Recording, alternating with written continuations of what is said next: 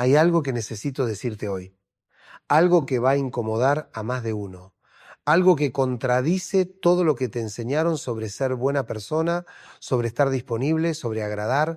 Durante los próximos minutos vamos a hablar de una verdad que pocos se atreven a mencionar. La única manera de vivir en paz es aprendiendo a que ciertas cosas te importen un carajo.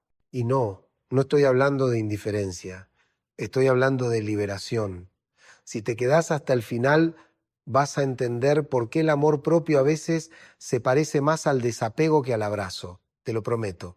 Pero antes de seguir, haceme un favor. Suscríbete a este canal ahora mismo. Dale al botón de notificaciones y déjame en los comentarios si alguna vez sentiste que vivías para la aprobación de los demás, si alguna vez te preguntaste por qué carajo te importa tanto lo que piensen de vos. Quiero leerte.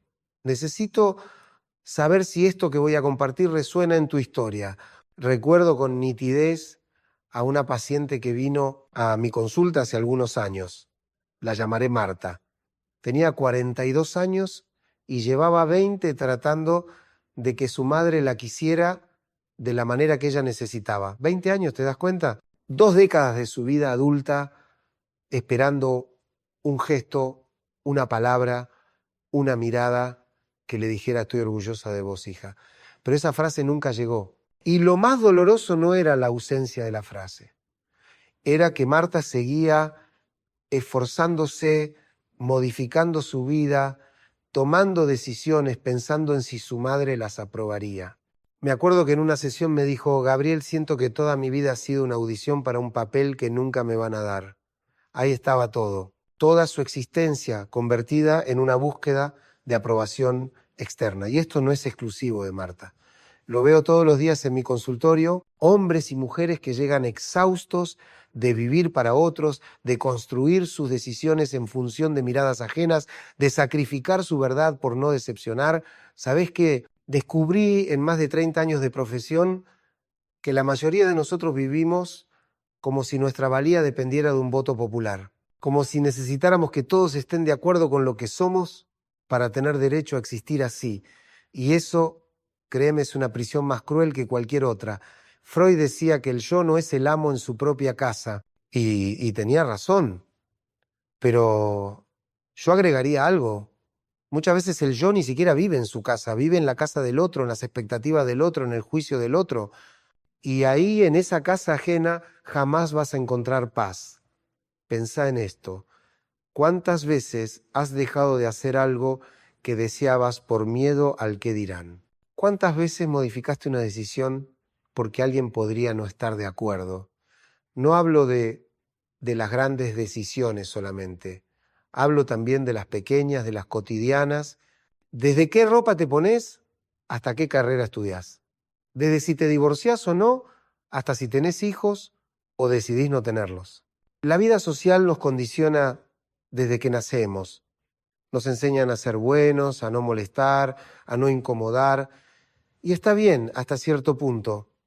La civilización se construye con acuerdos, con límites, pero hay una diferencia enorme entre respetar al otro y vivir para el otro, entre considerar una opinión y entregar tu vida a esa opinión. Volvamos a Marta. En ese momento de su proceso terapéutico, algo empezó a moverse. Le propuse un ejercicio simple. Durante una semana, cada vez que fuera a tomar una decisión, que se preguntara, ¿esto lo estoy haciendo por mí o para que alguien más me apruebe? Simple, ¿no? Pero demoledor. Vino a la siguiente sesión con los ojos rojos. Había llorado mucho esa semana. Gabriel me dijo, me di cuenta de que casi no hago nada por mí. Todo, absolutamente todo. Lo hago pensando en si mi mamá va a estar orgullosa, si mi marido va a estar contento, si mis hijos me van a necesitar. No sé quién soy cuando nadie me mira. Esa frase me partió el alma. No sé quién soy cuando nadie me mira. ¿Te has sentido así alguna vez? Como si tu existencia solo cobrara sentido en la mirada del otro, como si fueras un actor que solo existe cuando hay público. El psicoanálisis nos enseña que el deseo es siempre deseo del otro, pero hay que entender esto bien. No significa que tengamos que someternos al deseo ajeno. Significa que nos constituimos en relación con otros, que somos seres de lenguaje y de vínculo. Pero una cosa es constituirse en relación al otro y otra muy distinta es perderse en el otro. Acá viene algo fundamental que quiero que entiendas. La libertad no es hacer lo que se te da la gana sin importar nada ni nadie. Eso es adolescencia, no libertad. La verdadera libertad es poder elegir tu camino sabiendo que habrá consecuencias, que habrá quienes no estén de acuerdo y aún así seguir adelante. Es poder decir no sin culpa. Es poder decir sí sin miedo. Tuve otro paciente, lo voy a llamar Rodrigo, 38 años, exitoso en su trabajo, admirado por sus colegas, pero profundamente infeliz.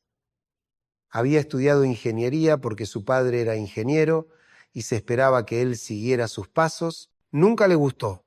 Soñaba con ser músico, pero eso era cosa de vagos, según su familia. 38 años y jamás había tocado una guitarra, aunque de chico había tenido talento. Un día me preguntó, ¿no es muy tarde para cambiar? Y yo le respondí con otra pregunta, ¿muy tarde para qué? ¿Para cumplir las expectativas de tu padre? Ya es tarde, tu padre murió hace 5 años. ¿O muy tarde para empezar a vivir tu vida? Ese día algo se rompió en Rodrigo. Romperse no siempre es malo. A veces hay que romperse para poder armarse de nuevo, pero esta vez según tu propio diseño. Meses después, Rodrigo empezó a tomar clases de guitarra, no dejó su trabajo de ingeniero, no era cuestión de tirarlo todo por la borda, pero sí empezó a dedicarle tiempo a lo que amaba. Y lo más lindo fue verlo llegar a las sesiones con otra luz en los ojos. Gabriel me dijo una vez, por primera vez en mi vida siento que estoy haciendo algo para mí, no para demostrarle nada a nadie. ¿Ves? Eso es lo que pasa cuando empezás a soltar la necesidad de aprobación. No se trata de convertirse en un egoísta insensible. Se trata de recuperar el timón de tu propia vida. Ahora bien, seamos honestos. Esto no es fácil, porque desde chicos nos entrenan para buscar aprobación. El nene que hace bien la tarea recibe un elogio. La nena que se porta bien es buena. Y esto se va internalizando. Vamos construyendo nuestra identidad en base a esos refuerzos externos. Y de pronto, sin darnos cuenta, somos adultos que necesitan esa palmadita en la espalda para sentir que están bien. El problema es que la palmadita nunca alcanza, nunca es suficiente, porque si tu valor depende de la mirada del otro, estás a merced del otro.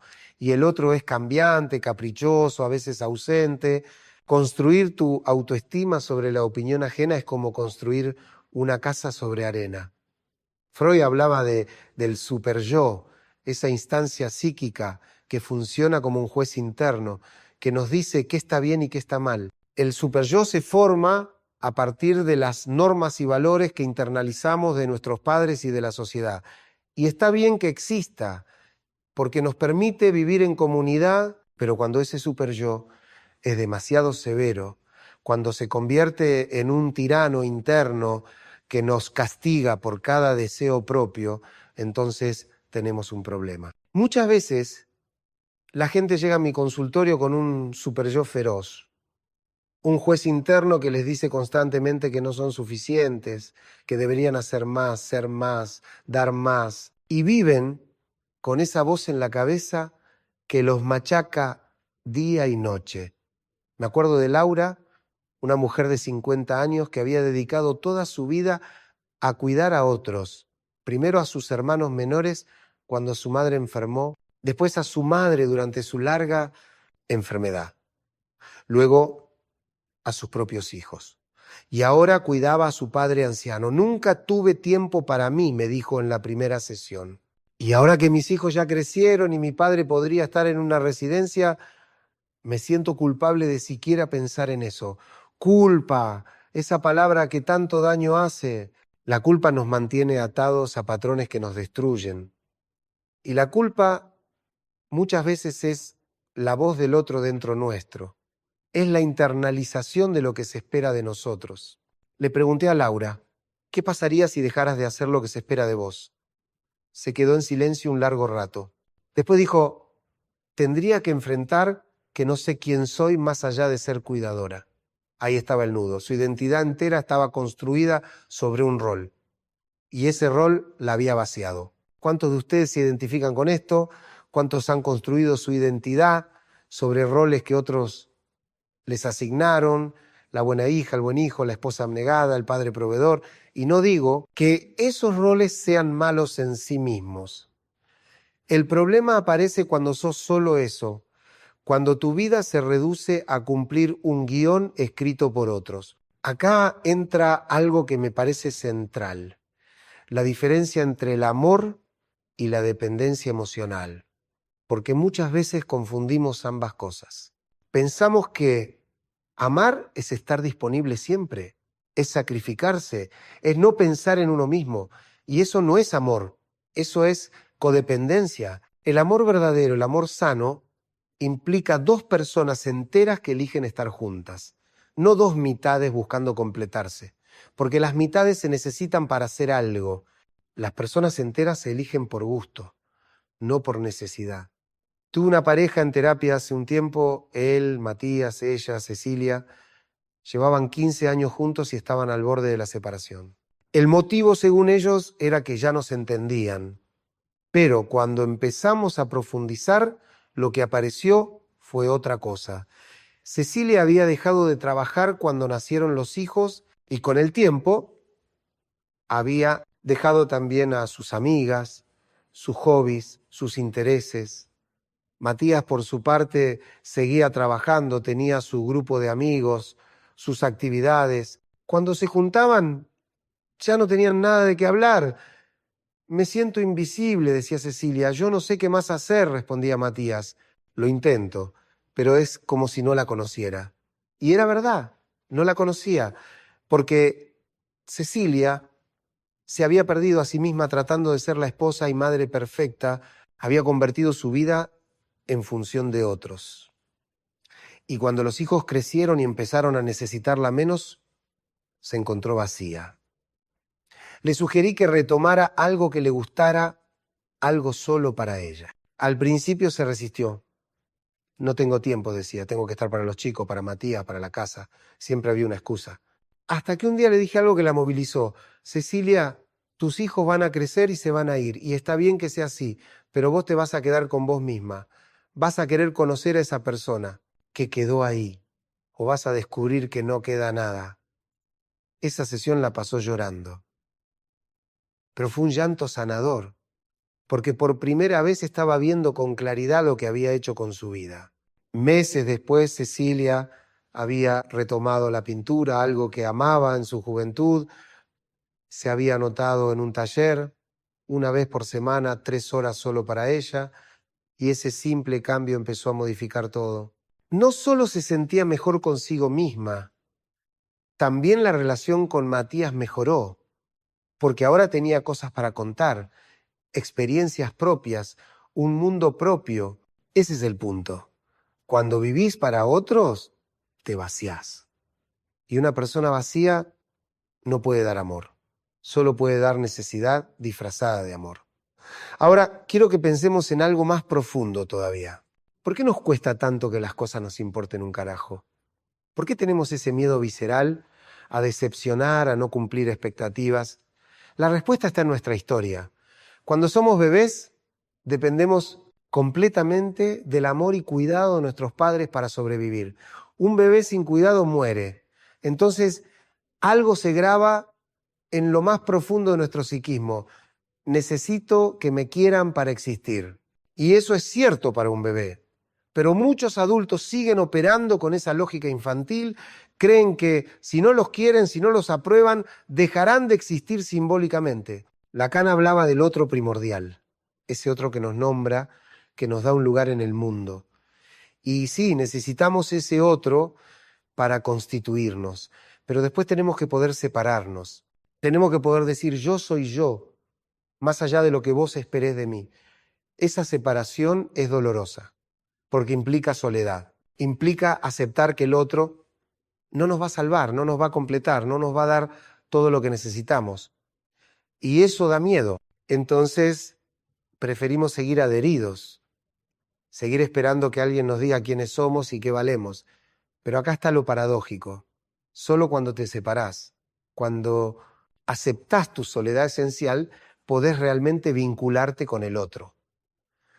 Porque recién ahí el encuentro es entre dos, no entre uno y su necesidad proyectada en el otro.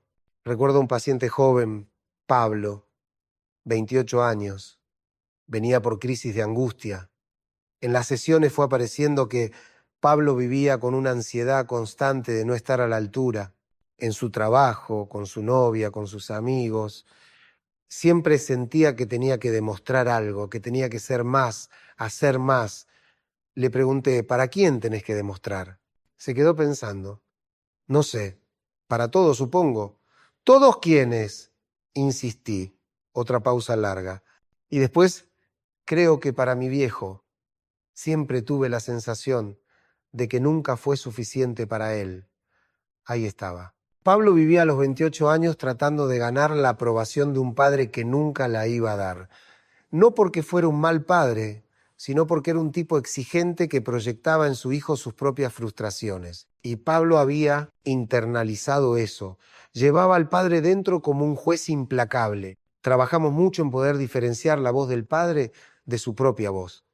Cuando sentís que no das la talla, le decía, pregúntate, ¿esto lo pienso yo o lo pensaría mi viejo? Al principio le costaba distinguir, pero con el tiempo empezó a poder reconocer cuándo era su superyo paterno el que hablaba. Y un día llegó a sesión y me dijo, ¿sabes qué, Gabriel? Renuncié a ese trabajo que tanto me estresaba, conseguí otro que paga menos pero me deja tiempo para vivir, y cuando le conté a mi viejo obviamente no le gustó, pero por primera vez no me importó. Por primera vez pude decir, esta es mi vida, no la tuya.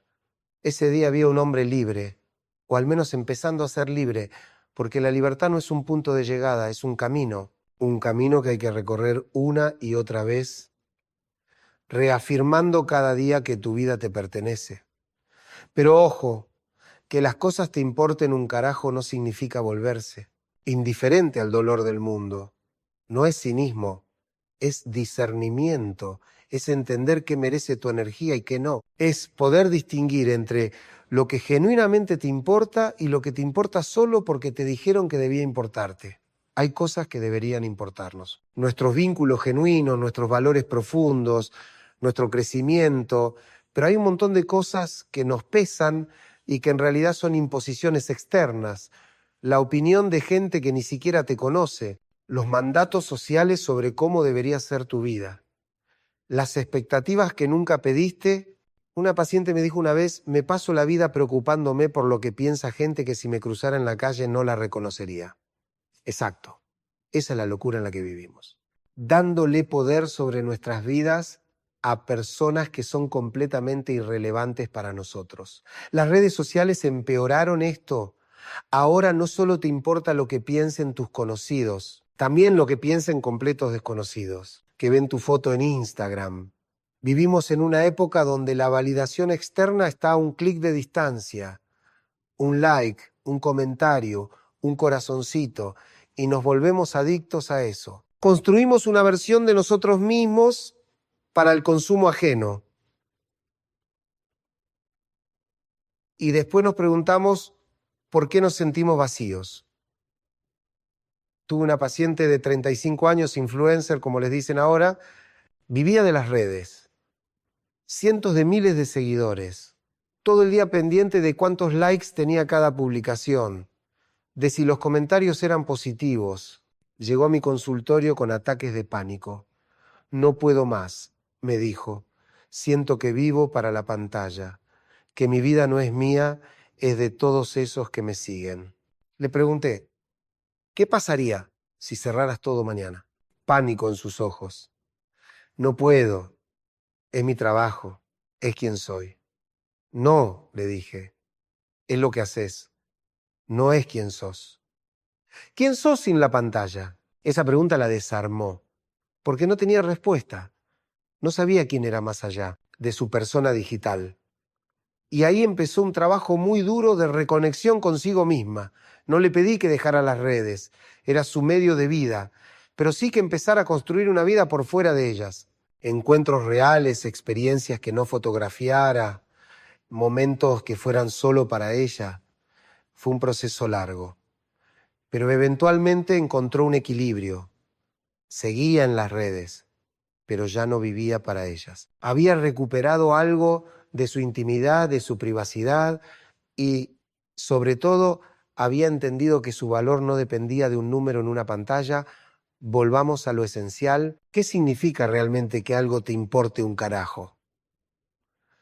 Significa soltar el control sobre lo que no podés controlar.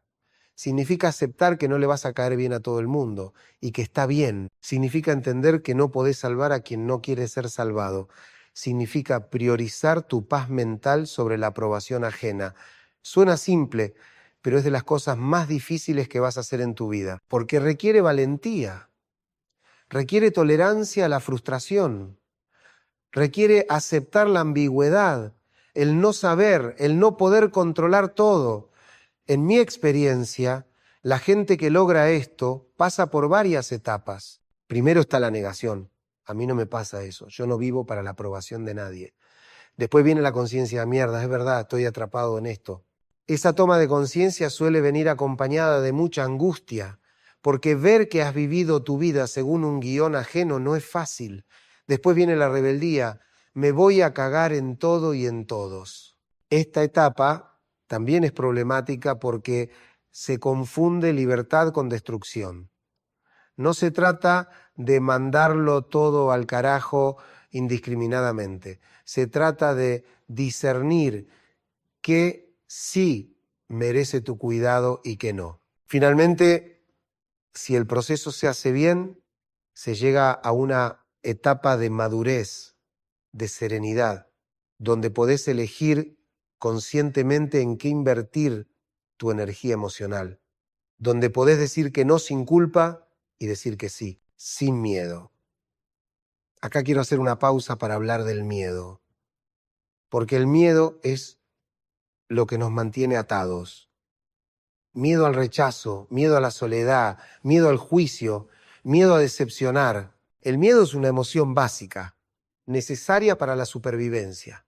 Pero muchas veces confundimos amenazas reales con amenazas simbólicas. No es lo mismo que te ataque un león a que alguien no esté de acuerdo con tu decisión. Sin embargo, nuestro cerebro puede reaccionar con la misma intensidad ante ambas situaciones. Freud hablaba de la angustia como señal de peligro, una señal que nos alerta de que algo no está bien.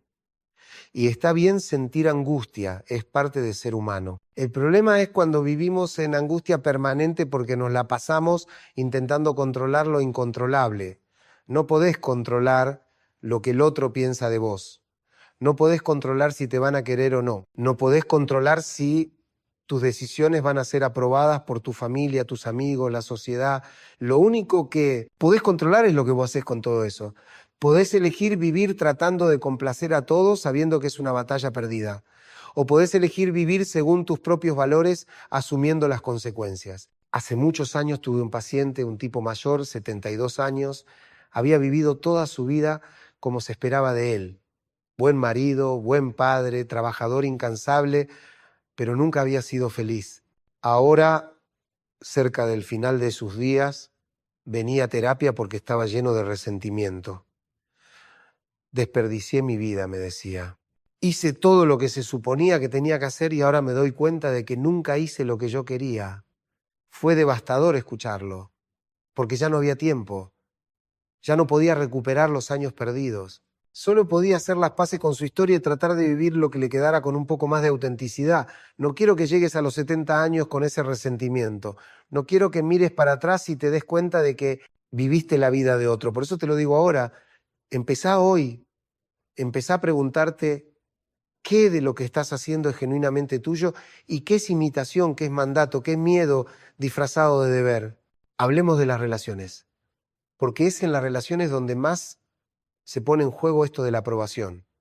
¿Cuántas parejas están juntas no por amor, sino por miedo a la soledad? ¿Cuántas personas siguen en vínculos que les hacen mal porque tienen terror a decepcionar al otro. El amor verdadero, no es sometimiento, no es anularse por el otro. El amor es encuentro entre dos personas que se eligen libremente. Y para que haya elección libre, tiene que haber dos personas libres. Si vos estás atado a tus miedos, a tus necesidades infantiles de aprobación, no sos libre. Y por lo tanto, no podés elegir verdaderamente. Una paciente me decía, pero Gabriel, si yo pongo límites, si digo lo que pienso, él me va a dejar. Y yo le respondía, ¿y si para que se quede tenés que dejar de ser quien sos? ¿Vale la pena? ¿Querés que te quieran por quien sos o por quien pretendés ser?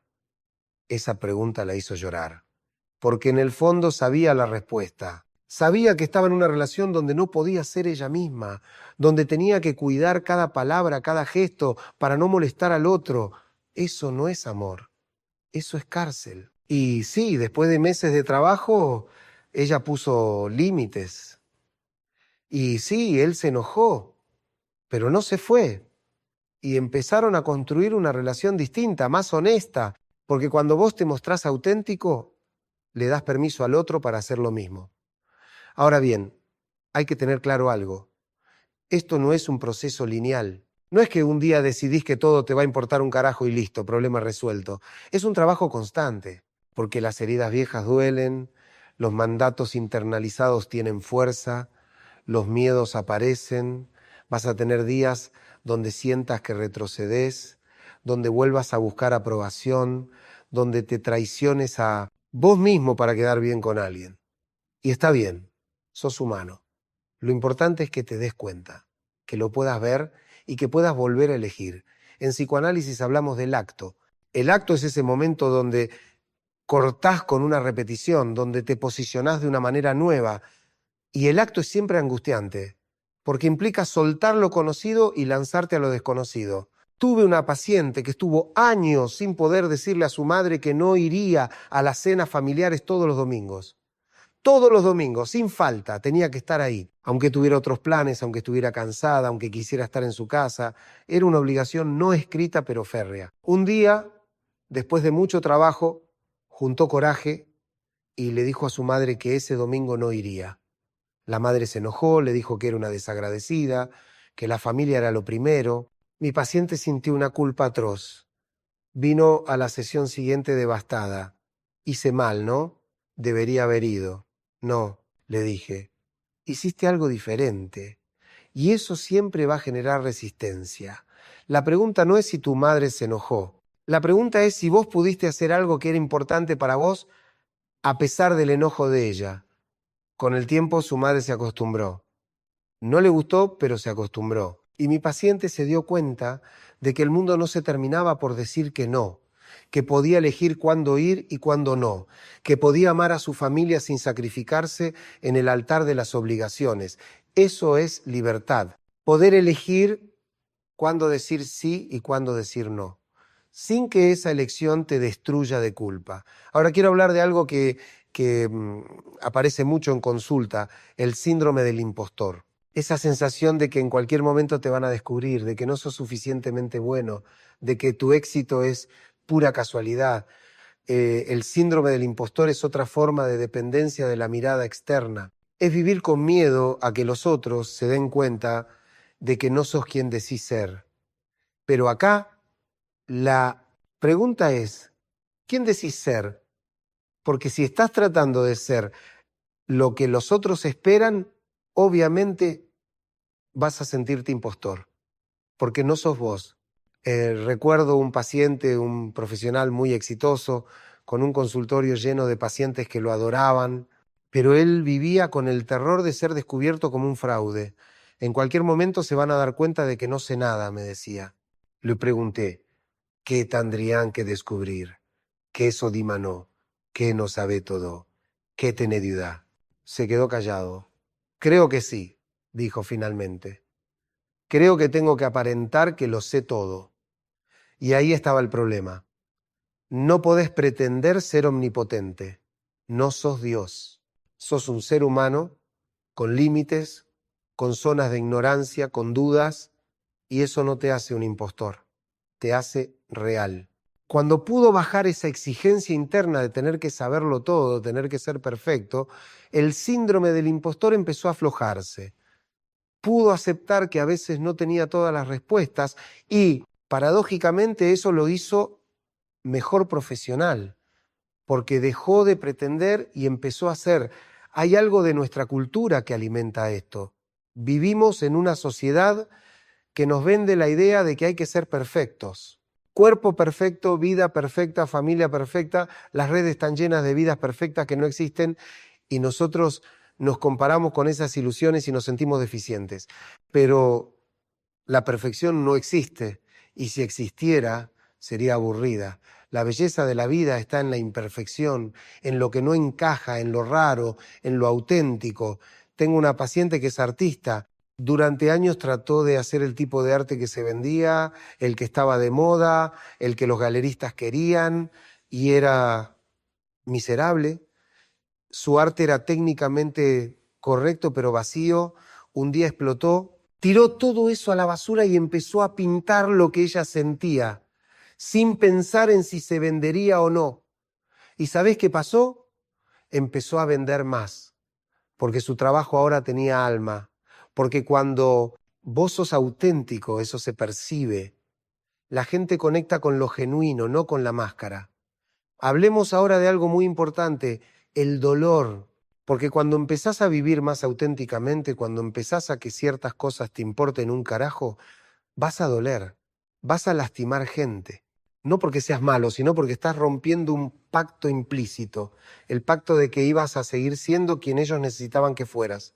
Y eso duele, del otro lado duele.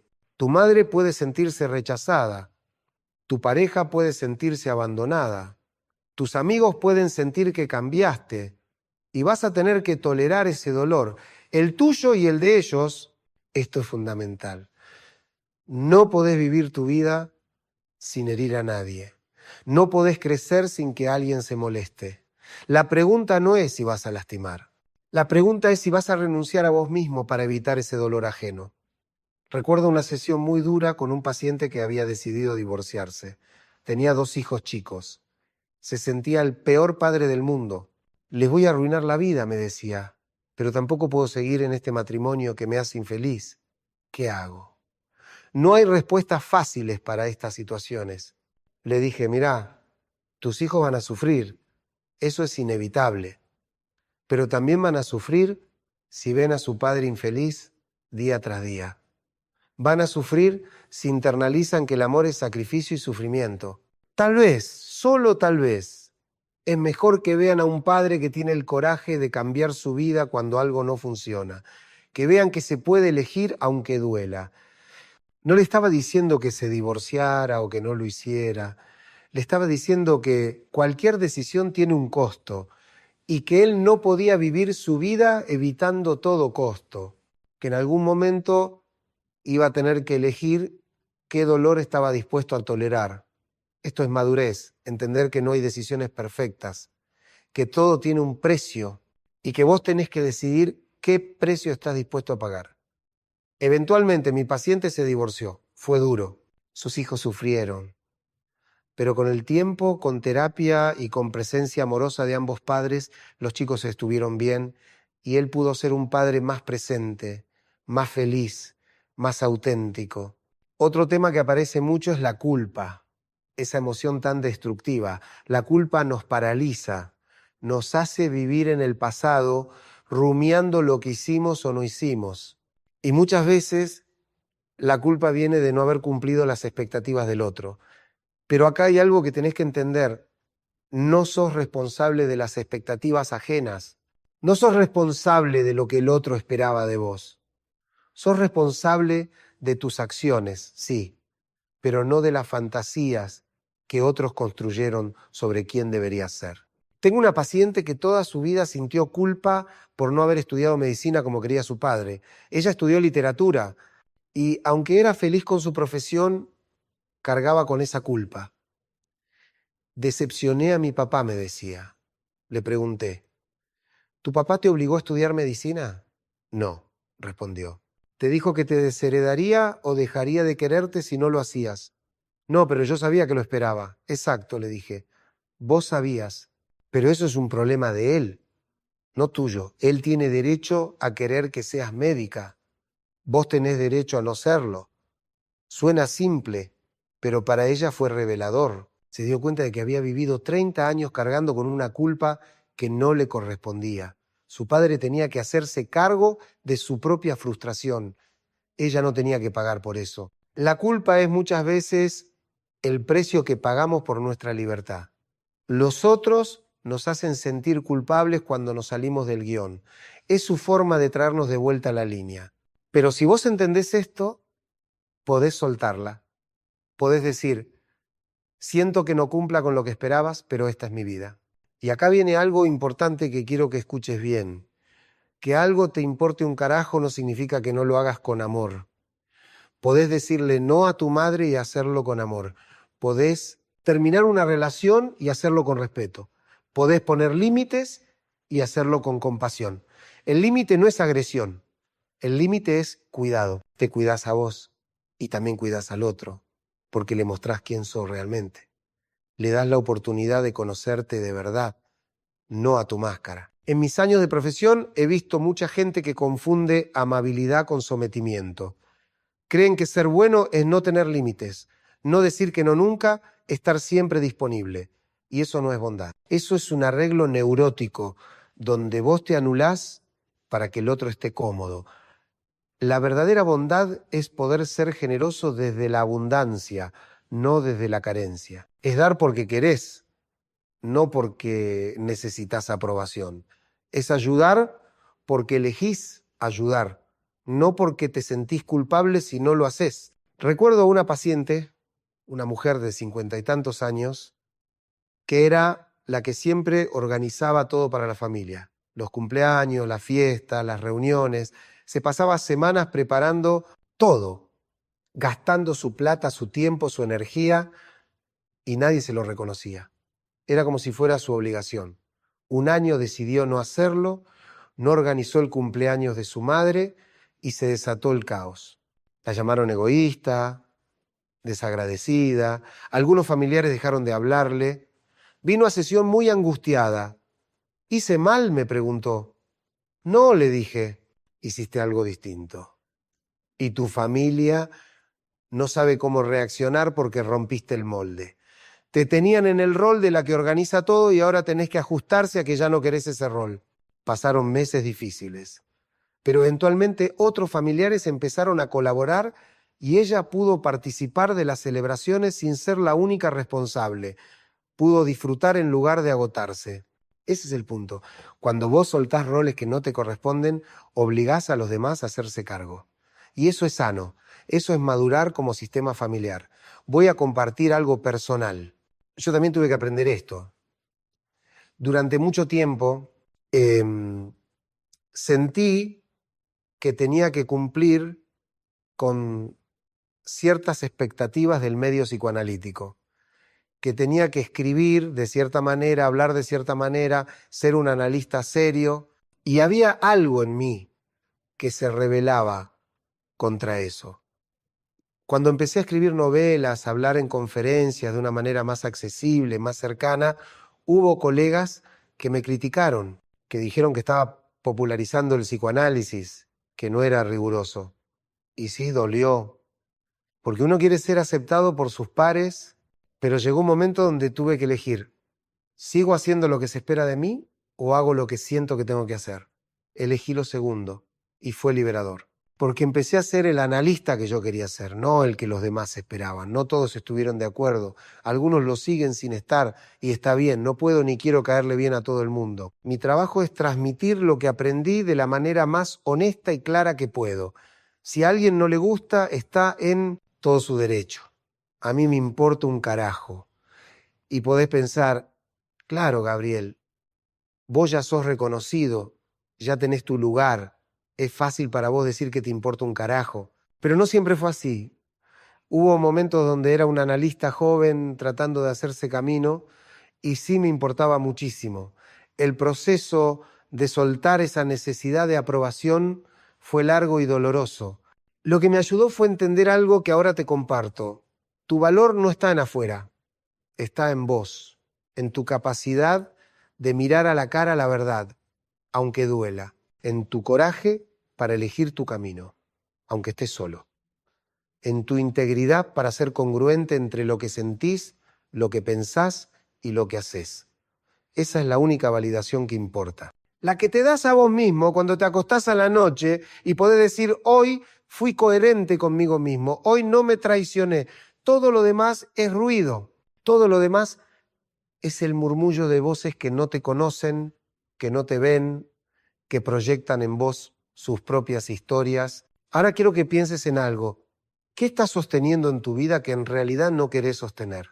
¿Qué relaciones, qué trabajos, qué actividades seguís manteniendo solo porque sentís que tenés que hacer el ejercicio, agarrar papel y lápiz, escribí cosas que hago aunque no quiero y anotá? Sé honesto, nadie lo va a leer salvo vos. Después, al lado de cada ítem, escribí por qué lo haces. ¿Cuál es el miedo que hay detrás? Miedo al rechazo, miedo al abandono, miedo a decepcionar, miedo a estar solo. Y finalmente pregúntate, ¿qué pasaría si dejara de hacer esto? ¿Realmente pasaría algo terrible o es solo mi fantasía? Este ejercicio puede ser revelador porque te va a mostrar cuánto de tu vida está determinado por miedos, no por elecciones genuinas. Y después de hacer este ejercicio viene lo difícil, actuar. Porque tomar conciencia es el primer paso, pero si no actúas, no cambia nada. Y actuar da miedo. Actuar implica riesgo. Vas a necesitar coraje. Vas a necesitar tolerancia a la incertidumbre. Vas a necesitar aceptar que no podés controlar cómo va a reaccionar el otro. Pero también vas a descubrir algo maravilloso, que podés sobrevivir al enojo del otro, que podés tolerar la desaprobación, que podés estar solo con vos mismo y estar bien. Porque acá está lo que muchos no te dicen. El mayor miedo no es al otro. El mayor miedo es a vos mismo. Miedo a descubrir que si dejás de buscar aprobación externa, no encontrás nada adentro. Miedo al vacío. Y sí, cuando empezás a soltar todo lo que no es tuyo, hay un momento de vacío. Un momento donde no sabés quién sos.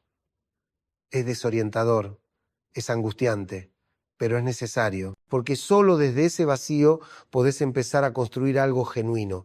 Solo cuando vacías el tanque de las expectativas ajenas podés llenarlo con lo tuyo. Recuerdo a Marta, la paciente de la que hablé al principio, después de meses de trabajo, llegó a esa zona de vacío. No sé, ¿quién soy?, me dijo llorando. Si no soy la hija que mi mamá quiere, si no soy la esposa que mi marido espera, si no soy la empleada perfecta, ¿qué soy? Sos Marta, le dije. Y ahora tenés que descubrir qué significa eso. Fueron meses difíciles, meses donde todo era confuso, pero de a poco empezó a aparecer pequeñas cosas que le gustaban y que había abandonado. Gustos propios, deseos propios, una personalidad que había estado ahí enterrada bajo capas de complacencia. Y un día me dijo algo hermoso: me empiezo a caer bien. Esa frase me emocionó porque resumía todo el proceso. Se estaba empezando a conocer y a valorar. Eso es lo que pasa cuando dejás de vivir para el otro. Te reencontrás con vos. Y ese reencuentro puede ser el amor más importante de tu vida. Hablemos de las rupturas, porque muchas veces tenemos que romper con vínculos, con trabajos, con situaciones para poder avanzar. Y las rupturas son dolorosas. El psiquismo humano prefiere lo conocido, aunque sea doloroso, antes que lo desconocido. Tenemos una tendencia a la repetición. Freud la llamó compulsión a la repetición. Repetimos patrones, relaciones, dinámicas, aunque nos hagan mal, porque hay algo tranquilizador en lo familiar, aunque sea disfuncional. Para salir de la repetición necesitas coraje, necesitas poder tolerar la ansiedad de lo nuevo y sobre todo necesitas poder aguantar la crítica de aquellos que prefieren que sigas en tu lugar. Porque cuando vos cambiás, incomodás. Le mostrás al otro que el cambio es posible. Y eso puede ser amenazante para quien no está dispuesto a cambiar. He visto muchos casos donde cuando un miembro de la familia empieza terapia y cambia, el resto del sistema se resiste. Tratan de que vuelva a ser como antes, no porque sean malos, sino porque el cambio de uno desestabiliza a todos. Y ahí tenés que bancártela. Tenés que poder sostener tu posición aunque el entorno te presione para volver atrás. Una paciente me contaba que su familia la boicoteaba cada vez que intentaba hacer dieta y ejercicio. Le ofrecían comida, le decían que se estaba obsesionando, que estaba bien como estaba. Al principio no entendía por qué, hasta que se dio cuenta, su madre y sus hermanas también tenían sobrepeso. Y que ella bajara de peso les mostraba que era posible. Y eso las confrontaba con su propia falta de voluntad o decisión para hacerlo. Entonces, preferían que ella también siguiera así, para no tener que mirarse a sí mismas.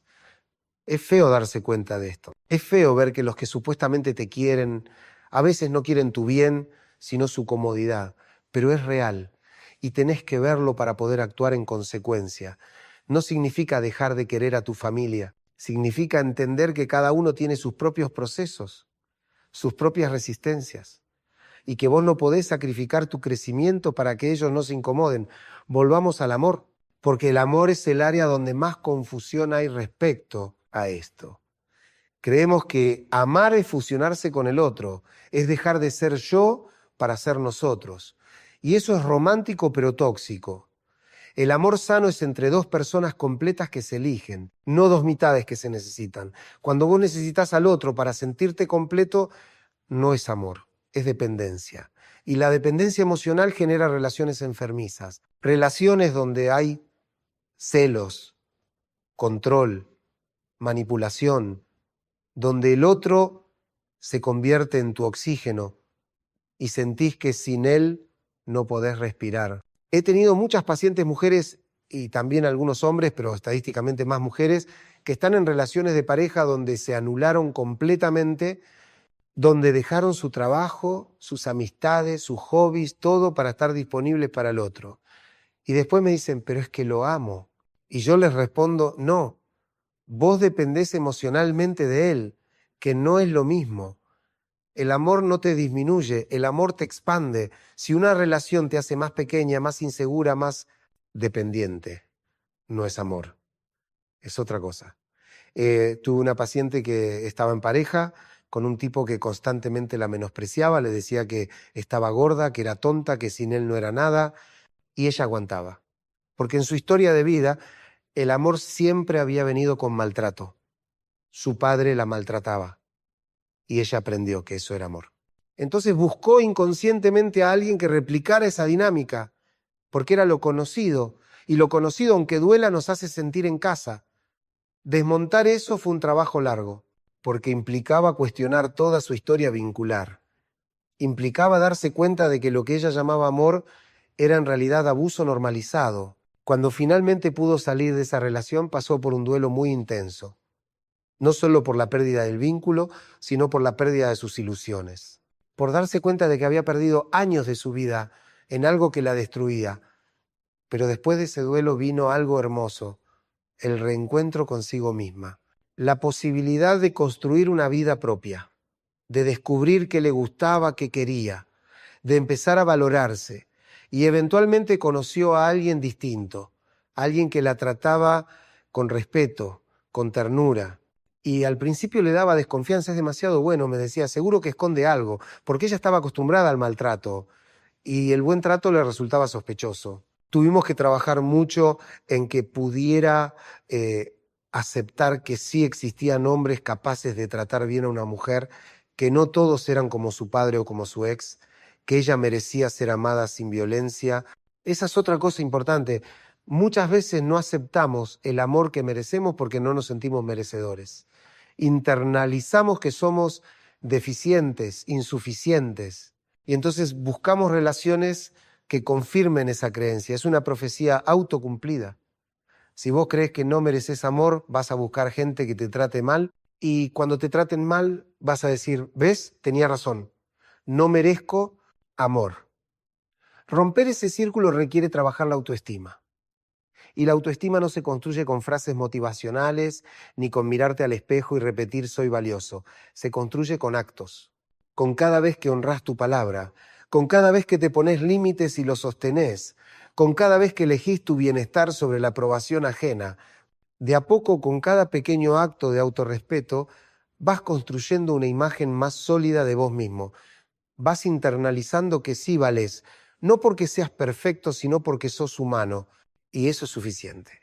Ahora quiero hablar de algo que es muy tabú, el egoísmo. Porque cuando uno empieza a poner límites, a decir que no, a priorizar su bienestar, siempre aparece alguien que lo acusa de egoísta. Y tengo que decirte algo, un poco de egoísmo es sano. No el egoísmo patológico donde no te importa nada ni nadie, pero sí un egoísmo sano donde te cuidás, donde te priorizás. No podés dar lo que no tenés. Si vos estás vacío, ¿qué le vas a dar al otro? Si vos estás agotado, ¿cómo vas a cuidar a alguien más? Primero tenés que llenarte vos, tenés que cuidarte vos. Y después, desde la abundancia, podés dar. Es como en los aviones. Las instrucciones dicen, en caso de despresurización, póngase primero la máscara de oxígeno usted y después ayude a otros. No es egoísmo, es sentido común. Si vos te desmayás por falta de oxígeno, no vas a poder ayudar a nadie. Lo mismo en la vida. Si vos te destruís cuidando a otros, eventualmente no vas a poder cuidar a nadie. Ni a ellos ni a vos. He visto muchas cuidadoras, otra vez estadísticamente más mujeres, que se enferman de tanto cuidar, que desarrollan depresión, ansiedad, enfermedades psicosomáticas, porque se olvidaron completamente de sí mismas. Y después sienten culpa por estar enfermas, culpa por fallarle a los que cuidan. Es un círculo vicioso del que es muy difícil salir. La salida es aprender a cuidarse. Y para eso hay que sacarse de la cabeza que el autocuidado es egoísmo, el autocuidado es responsabilidad. Es hacerte cargo de tu propia vida, de tu propio bienestar. Nadie más lo va a hacer por vos. No podés esperar que alguien venga a salvarte, a cuidarte, a decirte que descanses. Sos vos el que tiene que poner los límites, el que tiene que decir basta, el que tiene que priorizarse. Y sí, algunos van a llamarlo egoísmo. Van a tratar de hacerte sentir culpable. Pero eso es problema de ellos, no tuyo. Ellos perdieron a alguien que estaba disponible incondicionalmente. Y obviamente les conviene que sigas así. Pero vos no sos responsable de la comodidad ajena. Sos responsable de tu propia vida. Acá quiero hacer una distinción importante. No estoy hablando de abandono. No estoy diciendo que mandes todo a la mierda y no te importe nada. Estoy hablando de equilibrio. De poder cuidar a otros sin descuidarte a vos. De poder dar sin vaciarte. De poder amar sin perderte. Es un equilibrio difícil de encontrar. Y es dinámico, se reconfigura todo el tiempo. Pero es posible. Vamos a hablar ahora del trabajo, porque el área laboral es otra donde mucha gente se pierde. Trabajan hasta el agotamiento porque creen que eso es ser responsable, porque tienen miedo de decepcionar al jefe, de perder el trabajo, de no ser suficientes, y terminan sacrificando su salud, su familia, su vida en el altar del trabajo. ¿Para qué? ¿Para un sueldo? ¿Para una empresa que te va a reemplazar en unas semanas si te morís? Suena duro, pero es así. Las empresas no son tu familia, no te deben lealtad. Vos sos un recurso para ellas. Y está bien, es una relación de trabajo, pero no confundas eso con algo más. He tenido pacientes que trabajaron 30 años en una empresa, dándolo todo, sacrificando tiempo con sus hijos, con sus parejas, y después los echaron sin contemplación cuando la empresa tuvo problemas financieros. Llegan a mi consultorio destruidos. ¿Cómo pueden hacerme esto después de todo lo que di? Y es desgarrador, porque realmente dieron todo y no fue valorado. La lección ahí es: no des todo, deja siempre algo para vos. Tu trabajo es una parte de tu vida, no tu vida entera. Por más que ames lo que haces, necesitas otras cosas. Necesitas vínculos, hobbies, descanso. Y necesitas poder decir que no. Poder decir, no, no puedo hacer horas extras esta semana. No, no puedo agarrar ese proyecto adicional sin sentir que te van a despedir o que sos un mal empleado. Si tu valor para la empresa depende de que estés disponible 24/7, es un problema de la empresa, no tuyo. Una organización sana no requiere que su gente se destruya para funcionar. Y si estás en una organización así, pregúntate si querés seguir ahí. A veces la respuesta es sí, por necesidad económica o porque no hay otras opciones. Pero al menos sabelo, al menos reconoce que es una situación tóxica. Y empezá a pensar en salidas posibles. No digo que sea fácil, no digo que todos puedan renunciar mañana, pero sí digo que no naturalices lo que no es natural, no te acostumbres al maltrato laboral, no internalices que es normal vivir estresado, agotado, sin tiempo para nada. Hay otra forma de trabajar. Hay lugares donde se valora el equilibrio vida-trabajo. Hay jefes que entienden que un empleado descansado es más productivo.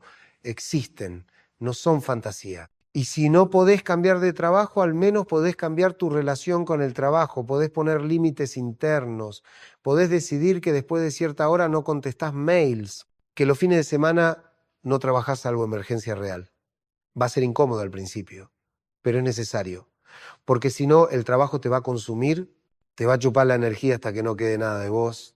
Volvamos a lo personal. Quiero que pienses en tu vida, ahora mismo, en este momento. ¿Estás viviendo la vida que querés vivir? ¿O estás viviendo la vida que te dijeron que tenías que vivir? No me respondas. Rápido.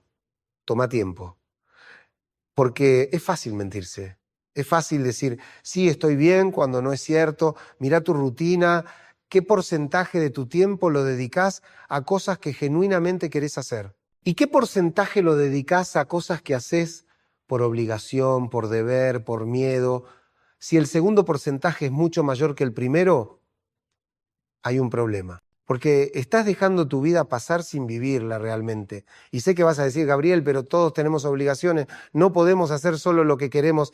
Y tenés razón, no somos adolescentes, hay responsabilidades, hay cosas que hay que hacer aunque no tengamos ganas. Pero hay una diferencia entre tener responsabilidades y vivir solo para cumplir con las expectativas ajenas. Entre hacer cosas que no te gustan pero son necesarias y vivir una vida entera que no elegiste. El tema es el equilibrio. Y ese equilibrio cada uno lo tiene que encontrar para sí mismo. No hay una fórmula universal. Para algunos puede ser trabajar en algo que no los apasiona pero les da estabilidad y dedicar su tiempo libre a lo que aman. Para otros puede ser arriesgarse a perseguir su pasión aunque implique inestabilidad. No hay una respuesta correcta. Hay tu respuesta, la que es verdadera para vos. Y para encontrar esa respuesta tenés que escucharte. Tenés que bajar el ruido externo y preguntarte, ¿yo qué quiero? No tu mamá, no tu pareja, no tus amigos, vos. Es una pregunta simple pero tremendamente difícil, porque muchos hemos pasado tanto tiempo escuchando a otros que ya ni sabemos qué es nuestra voz y qué es eco de voces ajenas. Acá es donde el proceso terapéutico puede ayudar, porque en ese espacio seguro, donde no hay juicio, donde nadie te dice qué deberías hacer, podés empezar a explorar qué querés realmente. Y muchas veces aparecen cosas que asustan. Aparece que querés divorciarte, que querés cambiar de carrera, que querés mudarte a otro país, que no querés tener hijos, que querés tener hijos, que querés ser artista, que querés estar solo. Aparecen esos deseos que tenías enterrados porque eran inaceptables, porque iban contra lo que se esperaba de vos. Y ahí empieza el trabajo real. ¿Qué vas a hacer con esos deseos? ¿Los vas a seguir enterrando?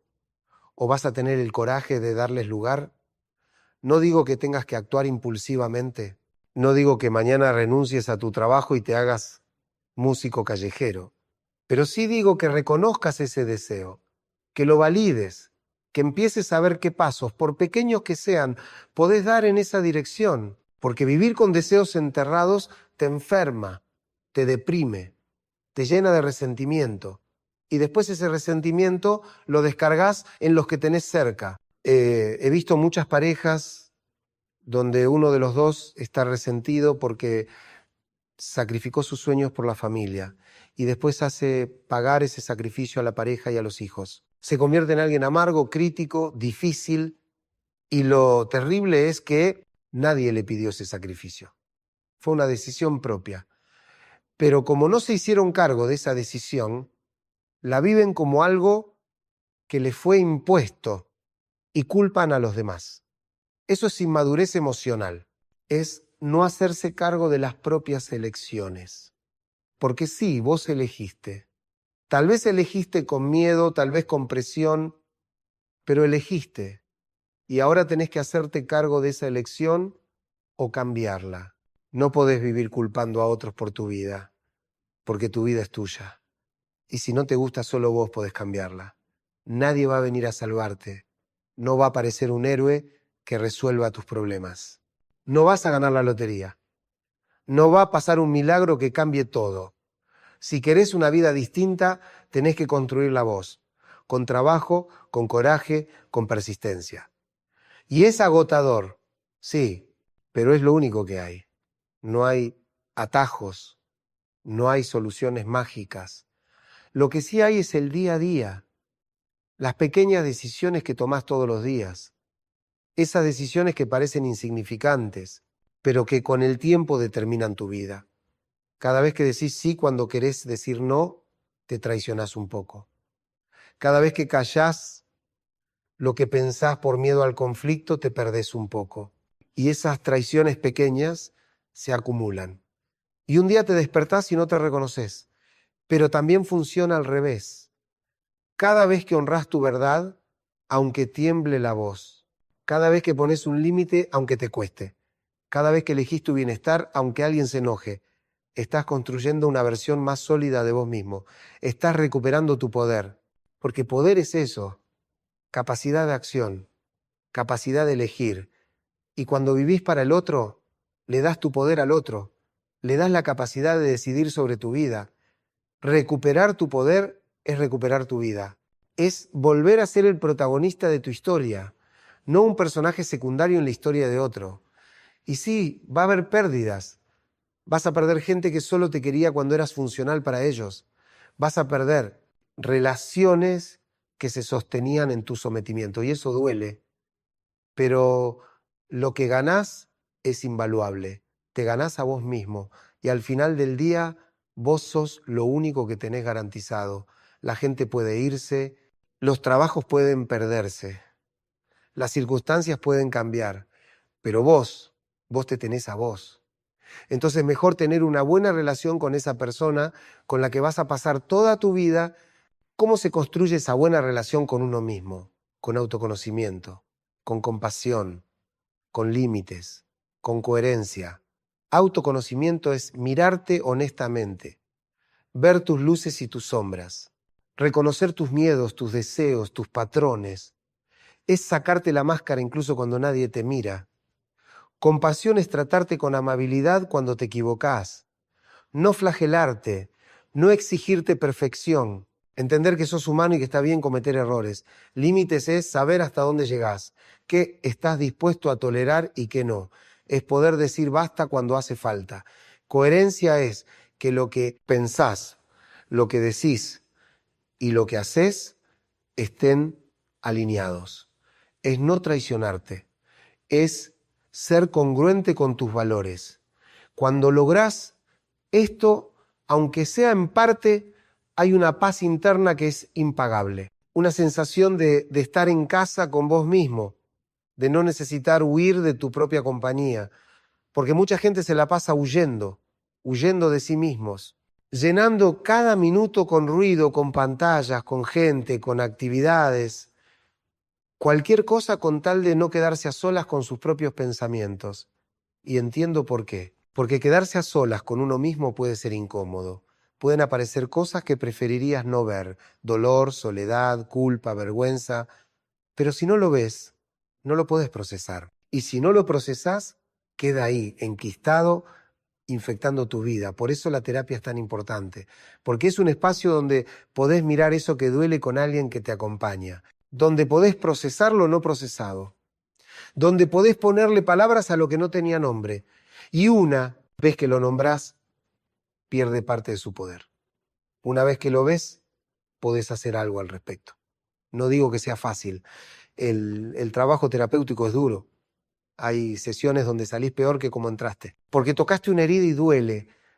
Pero ese dolor es necesario, es el dolor de la curación, no de la herida. Es como cuando te sacan un clavo del pie, duele sacarlo. Pero si no lo sacás, la infección empeora y eventualmente cuando cicatriza podés caminar sin dolor. Lo mismo con las heridas emocionales. Hay que animarse a mirarlas, a tocarlas, a procesarlas. Y eso implica atravesar dolor. Pero del otro lado hay liberación. Volvamos al título de esta charla, que todo te importe un carajo. Espero que a esta altura entiendas que no se trata de indiferencia nihilista. No se trata de no importarte nada. Se trata de discernimiento. De saber qué merece tu energía emocional y qué no. De poder distinguir entre lo que es tuyo y lo que es del otro. Se trata de dejar de cargar mochilas que no te corresponden, de soltar la necesidad de controlar lo incontrolable, de aceptar que no podés salvar a todos, de entender que no le vas a caer bien a todo el mundo y que está bien. Se trata de priorizar tu paz mental por sobre la aprobación externa, de cuidar tu energía, de elegir tus batallas, porque no podés pelear todas las batallas. No tenés energía infinita. Y si la gastás toda en cosas que no importan, no te queda nada para lo que sí importa. ¿Qué importa entonces? Esa es tu decisión. Nadie puede decirte qué debería importarte. Es algo que cada uno tiene que decidir para sí. Para algunos será la familia, para otros el trabajo, para otros el arte, para otros el activismo social. No hay respuestas universales. Pero sí hay una guía, que sean elecciones conscientes. Que seas vos quien decide qué importa, no el mandato social. Que puedas decir, elegí que esto me importe y elegí que esto otro no. Esa capacidad de elección es libertad. Y la libertad es lo más humano que hay, porque los animales actúan por instinto. Los humanos podemos elegir, podemos cuestionar, podemos decidir hacer las cosas diferente a como las hicieron nuestros padres. Y eso es hermoso y aterrador a la vez, porque implica responsabilidad. No podés culpar a nadie más. Sos vos. Tu vida es el resultado de tus elecciones. Y si tu vida no te gusta, tenés que mirar qué elecciones te trajeron acá y qué elecciones distintas podés empezar a hacer. No es tarde. Nunca es tarde mientras estés vivo. Conozco gente que cambió su vida a los 60, a los 70. No es lo ideal, obvio. Mejor hacerlo antes. Pero siempre se puede. Lo que no se puede es recuperar el tiempo perdido. Eso está perdido para siempre. Entonces no sigas perdiendo tiempo. No esperes a que pase algo, a que todo esté perfecto, a tener la certeza absoluta. La certeza no existe. La vida es incertidumbre y hay que animarse a caminar en la niebla, a dar pasos sin saber exactamente dónde vas a caer. Pero eso es vivir, eso es estar vivo. El que solo hace lo seguro, lo predecible, lo aprobado, no está viviendo plenamente, está sobreviviendo, está cumpliendo un guión. Y vos no viniste a este mundo a cumplir un guión, viniste a vivir tu vida, tu única, irrepetible, preciosa vida. No la desperdicies tratando de ser quien se supone que deberías ser. Sé quién sos, con todas tus contradicciones, tus miedos, tus rarezas, porque eso que sos cuando nadie mira, eso que aparece cuando te permitís ser auténtico, eso es lo más valioso que tenés. No lo escondas, no lo disfraces, mostralo, aunque te rechacen algunos. Los que te rechacen por ser quien sos no son tu gente. Y está bien. No necesitas caerle bien a todo el mundo. Necesitas caerle bien a tu gente. A los que te ven, te valoran. Te eligen por quien sos. Y esa gente existe, te lo aseguro. Existe gente que va a amarte por ser exactamente quien sos. No por quien pretendés ser, por quien sos. Pero para encontrar esa gente, primero tenés que animarte a ser vos. Porque si siempre usás máscara, vas a atraer gente que ama la máscara. Y después vas a estar en vínculos donde no podés sacarte la máscara nunca, donde tenés que estar actuando constantemente. Eso agota, eso te vacía y eventualmente te enfermas. La autenticidad es sanadora. Poder ser quien sos, sin editar, sin filtro, es de las experiencias más liberadoras que existen. Y sí, es vulnerable, porque si mostrás quién sos realmente y te rechazan, duele mucho. Porque te rechazaron a vos, no a una versión actuada. Pero es un riesgo que hay que correr, porque la alternativa es vivir escondido, y eso no es vida. Además, ¿sabes qué? La mayoría de las veces cuando te animás a ser auténtico, la gente responde bien, porque tu autenticidad les da permiso a ellos para ser auténticos también. Todos estamos cansados de las máscaras. Todos queremos conexiones reales. Pero alguien tiene que animarse primero. Alguien tiene que bajar la guardia. Que seas vos. Animate a bajar la guardia, a mostrarte, a decir lo que pensás, a mostrar lo que sentís. No siempre, no con todo el mundo. Hay que tener criterio. Hay contextos donde cierta formalidad es necesaria, pero en tus vínculos cercanos, con la gente que importa, permitite ser vulnerable. La vulnerabilidad crea intimidad. La perfección crea distancia.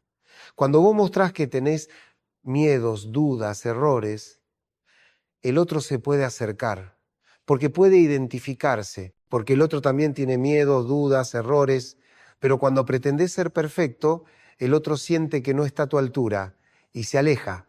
O trata de mostrarte también su propia perfección y terminan en una relación de poses, no de personas.